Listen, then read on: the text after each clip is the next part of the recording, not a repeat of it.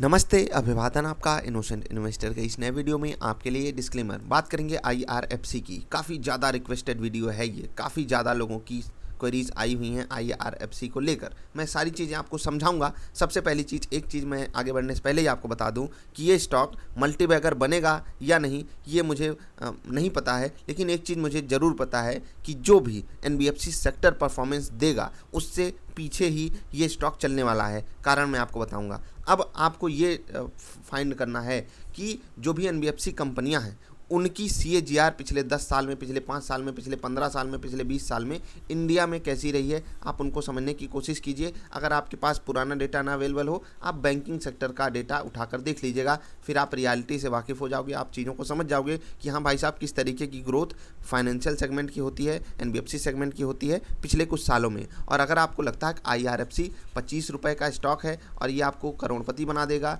और ऐसे वीडियो बनाने वाले आपको बहुत आगे पहुंचा देंगे, तो 2 मिनट का हो सकता है मैं मौन रख दूं। बाकी वीडियो में इतना समय नहीं है कि मैं आपको मौन के साथ शुरुआत कर सकूं।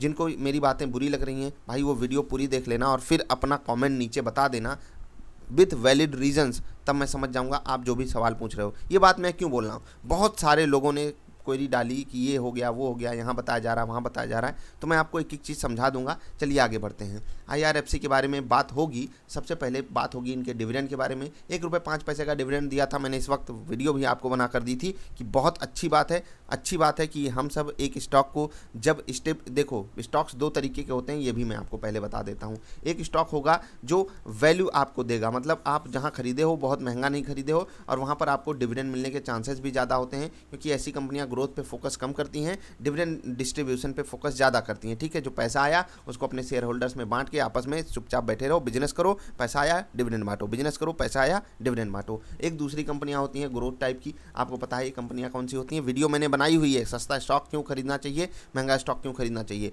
ग्रोथ वाली कंपनियां, पैसा आया आगे अपनी ग्रोथ में लगाओ, पैसा आया आगे अपनी ग्रोथ में लगाओ। ऐसी कंपनियां स्टॉक मार्केट में रिटर्न बहुत बेहतरीन देती हैं। जो वैल्यू वाली कंपनियां होती हैं ये आपको स्टेबिलिटी देती हैं। दूसरी चीज़, आपको डिविडेंड बहुत ही दबा कर देती हैं। ठीक, अभी आईआरएफसी के बारे में समझ लीजिए, ये कौन सी कैटेगरी में आती है। ये अभी वैल्यू पिक में आती है और डिविडेंड देने वाली कंपनी में नाम इसका है। तो 1 रुपये 5 पैसे इन्होंने जब डिविडेंड दिया, ये चीज़ मैंने बोला था बहुत अच्छी बात है, क्योंकि ये 4% के आसपास का डिविडेंड जो बैंक आपको साल भर में सेविंग अकाउंट पर दे रहे हैं, वो यहाँ पर आपको सिर्फ कुछ दिन शेयर होल्ड करने पर मिल रहा है और सबको स्टॉक लेने का मौका मिला। सब आराम से डिविडेंड खाए और डिविडेंड की डेट के बावजूद, मतलब डिविडेंड आ गया उसके बाद भी ये स्टॉक आपको बढ़िया एग्जिट भी दिया है। 26 रुपये 50 पैसे, 26 रुपये 60, 26 रुपये 70 पैसे तक इवन हाई मारा है। आपको एग्जिट का मौका भी दिया और मैंने यही आपसे बोला था, डिविडेंड ले लीजिए, एग्जिट का मौका आपको मिल जाए, वो बेस्ट केस सिनेरियो होगा। अब रही बात इसके मल्टी बैगर बनने की, वो भी हम आपको समझाएंगे, लेकिन उससे पहले आपको रिजल्ट दिखाएंगे, जिससे कि आप कम से कम कुछ सच्चाई से वास्ता अपना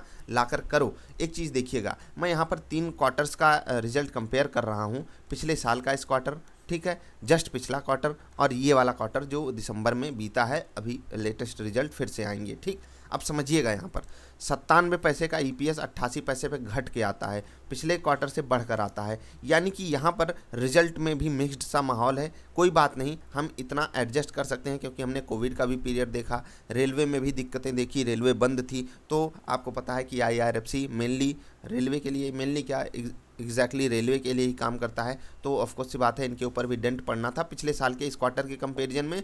लेकिन अगर आप पिछले क्वार्टर से कंपेयर करोगे तो कुछ ऑपरेशंस चालू हुए थे, इस कारण यहाँ पर इनके रेवेन्यू में थोड़ा सा उछाल आया था। अब याद रखिएगा, ये कंपनी अलग अलग जगहों पे इन्वेस्टमेंट भी करती है, अपने बॉन्ड्स वगैरह भी जारी करती है। तो ये भी चीज़ें आपको फोकस में रखनी है, क्योंकि ये कंपनी एग्जैक्टली एक ही जगह से अपना रेवेन्यू थोड़ा सा डिस्ट्रीब्यूट करना चाहती है, अलग अलग जगहों से कम थोड़ी बहुत ही इनकम कहीं ना कहीं से आती रहनी चाहिए। डिविडेंड की मैंने बात कर ली, रिजल्ट की मैंने बात कर ली। रिजल्ट मिक्स्ड सा है, ऐसा कुछ नहीं रिजल्ट में हमको दिखाई दे रहा है कि हम एकदम उछल कूद मचा कर यहाँ पर खरीदारी करने आ जाएं। हो सकता है आने वाले समय में कुछ बढ़िया रिजल्ट्स आएँ और यहाँ पर ग्रोथ किस टाइप की आएगी, अब मैं वो समझा देता हूँ। मैं आपको एक होमवर्क जो दिया हूँ उसको ज़रूर कीजिएगा, चेक कीजिएगा कि फाइनेंशियल सेक्टर इंडिया में किस तरीके की ग्रोथ लेकर आता है, किस तरीके की यहाँ पर एनपीएस की दिक्कत आती है। खैर, अच्छी बात आईआरएफसी के लिए ये है कि ये जिससे डील करते हैं उसकी जो छवि है वो थोड़ी सी नीट एंड क्लीन है। मतलब रेलवे जो है अपने क्लाइंट्स को फंसाता नहीं है, और वैसे भी समझो ये रेलवे की ही कंपनी है, तो यहाँ पर इनको ऑपरेशन में कोई खास दिक्कत है नहीं। लेकिन एक चीज़ समझिए, क्या इनके पास ग्रोथ अपॉर्चुनिटी है?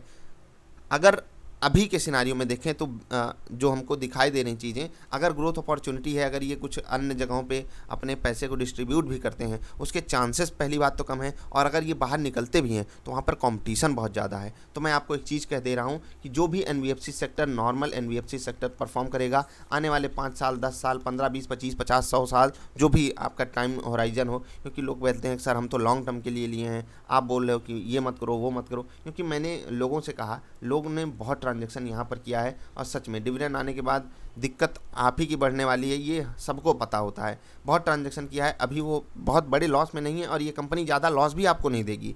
ऐसा नहीं है कि ये बहुत ज़्यादा गिर जाएगी, यहाँ से उठने के चांसेस ही ज़्यादा हैं, क्योंकि जिस हिसाब से मार्केट का वैल्यूएशन है उस हिसाब से ये स्टॉक आपको सस्ता मिल रहा है। मुझे तकलीफ़ आपके सपनों से है। आप जो सपने देख लेते हो करोड़पति बनने के, 25 रुपये का स्टॉक आपको करोड़पति बना रहा है, लखपति बना रहा है, अरबपति बना रहा है। इससे आसान कुछ होता बाज़ार में?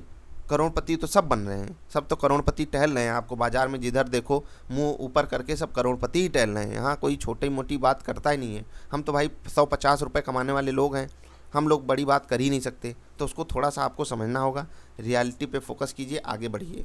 क्यों आगे बढ़िए मैं वो समझाता हूँ। आपने इनके रिजल्ट को देखा, अब इनकी ग्रोथ को समझने की कोशिश कीजिए।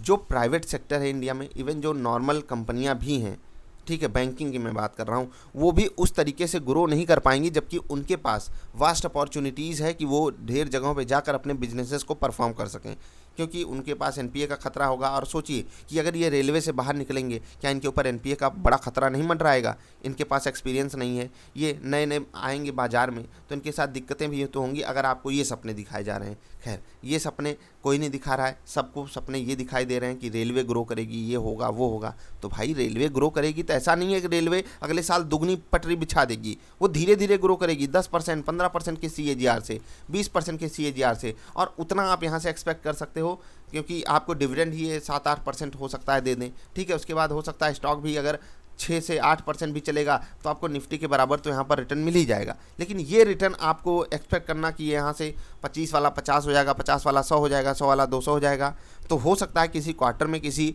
ईयर में एक बार के लिए 50, 60, 70, 80% का रिटर्न दे जाए। लेकिन ये लॉन्ग टर्म स्टोरी मुझे बिल्कुल दिक्कत वाली लगती है। इसीलिए मैं आपको यहाँ पर वार्निंग देने आया हूँ कि आईआरएफसी में अगर आप बहुत बड़ी पोजीशन बनाने की सोच रहे हो या बना लिए हो तो अलर्ट मोड में रहिए। आपको आपका रेट मिले, थोड़ा बहुत प्रॉफिट मिले तो थोड़ा सा पैसा निकाल कर ग्रोथ स्टॉक्स में भी लगाइए, क्योंकि ये स्टेबल वाले स्टॉक्स आपको लॉन्ग रन में उतना बेहतरीन रिटर्न कभी नहीं दे सकते जितना ग्रोथ वाले स्टॉक्स देते हैं। ये मैं हिस्ट्री के बेसिस पे बोल रहा हूँ। मैं आपसे कोई ट्रांजेक्शन की गुजारिश नहीं कर रहा हूँ कि आप जाकर ट्रांजैक्शन कर ही लो, अपने स्टॉक को बेच ही दो, बाकी आपकी मर्जी है। अब मैं कुछ लोगों को सलाह दे देता हूँ जो मेरे पास सवाल आए थे कि सर मेरे पास 25 रुपये 60 पैसे पे है, हमको क्या करना चाहिए। काफ़ी लोगों का यहाँ पर मुझे नहीं पता 25, 60, 25, 65, 25, 55, यहाँ पर सवाल काफ़ी ज़्यादा हैं। तो देखो आप अभी बहुत बड़े लॉस में नहीं हो, लेकिन अगर ये स्टॉक आपको 24 रुपये के आसपास मिलता है, यानी कि 23 रुपये 80 पैसे से 24 रुपये 20-25 पैसे के बीच में, तो आप वहाँ पर एवरेज कर सकते हो अगर आपके पास फंड अवेलेबल है, क्योंकि वहाँ से ये स्टॉक के रिवर्सल के चांसेस बढ़ जाएंगे, ठीक है। कंप्लीट एवरेज मत करना, कम से कम वहाँ पर 20 दिन का वेट करना है आपको, तभी वहाँ पर टोटल पैसा डालना है, धीरे धीरे करके डालते रहना है। ये आप पहला सिनारियो आपके लिए ये बन सकता है। अभी दूसरी जो सबसे ज़्यादा क्वेरीज आई है, इवन मुझे लगता है कि यही सबसे ज़्यादा क्वेरीज थी कि हमारे पास तो जो रेट है वो जो आईपीओ आया था वही वाला रेट है, हमको क्या करना चाहिए। तो मैंने आपको पहले ही सलाह दी थी कि आप 4% का डिविडेंड लीजिए। आपके प्राइस से स्टॉक 2, 3, 4% अगर ऊपर जाता है, जो कि यहाँ पर गया था, आपको एग्जिट करना है। और बहुत सारे लोगों ने उसका फ़ायदा भी उठाया, लोगों ने एग्जिट भी किया। लेकिन अभी भी आप हो तो आपको क्या करना चाहिए, जो मैंने लोगों को यहाँ पर सलाह दी है वही आपको भी करना चाहिए। यहाँ पर एवरेज नहीं करना है, नीचे के लेवल पे आपको एवरेज करना है, और अगर ऊपर जाता है तो आप अपनी रैली एंजॉय कीजिए ना। आपके पास तो आईपीओ वाले शेयर्स पड़े ही हुए हैं, ठीक है, क्योंकि आप फंड लगा कर रखना चाहते हो, तो फिर आप आराम से बैठे रह सकते हो। अब देखिए तीसरी कैटेगरी जो है वो है 26 रुपये के ऊपर फंस चुकी है। इसमें ये कैटेगरी मुझे बहुत ख़तरनाक वाली लगती है कि भाई साहब अगर आप 26 के ऊपर ये स्टॉक खरीद रहे थे तो आपको स्टॉप लॉस भी तो मेंटेन करना था, क्योंकि आपको पता है 26 के ऊपर रेजिस्टेंस इतना बड़ा है इसके लिए। क्यों? क्योंकि 26 में लोगों को आईपीओ मिला हुआ है, आईपीओ डिस्काउंट में लिस्ट हुआ है। 26 के ऊपर देखिए, एक को बार क्लोजिंग दिया, यहाँ खुला नीचे गिर गया, ऊपर गया नीचे आ गया, ऊपर गया नीचे आ गया, एक बार भी 26 के ऊपर ये क्लोजिंग नहीं दे पाया। कारण आपको सब पता है, कारण यही है कि लोगों को आईपीओ मिला हुआ है। लोग किसी भी तरीके से 20 पैसे 25 पैसे पे भी एग्जिट कर लेना चाहते हैं। और यहाँ पर कुछ बड़े प्लेयर्स का भी हाथ है इसमें। अभी सोचिए, जो सिचुएशन आपके सामने है, क्या आप इसको कंट्रोल कर पा रहे हो? नहीं कर पा रहे हो, क्योंकि आप रियलिटी नहीं देखना चाहते। ये चीज़ें होती हैं किसी भी स्टॉक को लेते वक्त हमको जो देखनी चाहिए। ग्रोथ है क्या, वहाँ वैल्यू है क्या, वहाँ डिविडेंड मिलता है क्या, इन सब चीज़ों को देखो। किस सेक्टर में डील कर रही है एनबीएफसी, और आपको लग रहा है कि इनका बिजनेस यूनिक है, मल्टी बैगर बन जाएगा, ये बहुत बड़ा खेल आपके साथ खेला जाता है। ठीक, तो करोड़पति तो मैं भी आपको बना दूँ थंबनेल लगा करके, थंबनेल लगा दूँ कहो तो, फिर आपको भी मज़ा आ जाएगा। पैसा कमाने आए हो, डबल करने, 4 गुना करने, यहाँ फ्रॉड होता है। जो आपसे बोल दे आपका पैसा डबल करा देगा, समझो फ्रॉड कर रहा है। सीखो चीज़ों को, बहुत ज़्यादा चांसेस है कि अगर आप सीख लिए तो हो सकता है 3 महीने 6 महीने में पैसा डबल करने लगो ट्रेडिंग से। लेकिन ऐसा कभी नहीं होगा कोई दूसरा बंदा आपका पैसा डबल करा रहा है। ठीक, तो समझदार बनिए, होशियार बनिए। हम मिलेंगे फिर से। अगर उनको डबल करना ही आता होता तो वो पैसा डबल करते ना, आपको आकर ज्ञान नहीं देते कि ये आपको डबल करेगा या आपका 4 गुना करेगा। समझदारी दिखाया कीजिए। वीडियो पसंद आए तो लाइक कर देना, जिनको नहीं पसंद आई तो डिसलाइक करके नीचे कारण ज़रूर बताना, क्योंकि तभी पता चलेगा कि आपके डिसलाइक करने का कारण क्या है। हम मिलेंगे फिर से किसी अच्छी वाली वीडियो में, तब तक के लिए नमस्कार।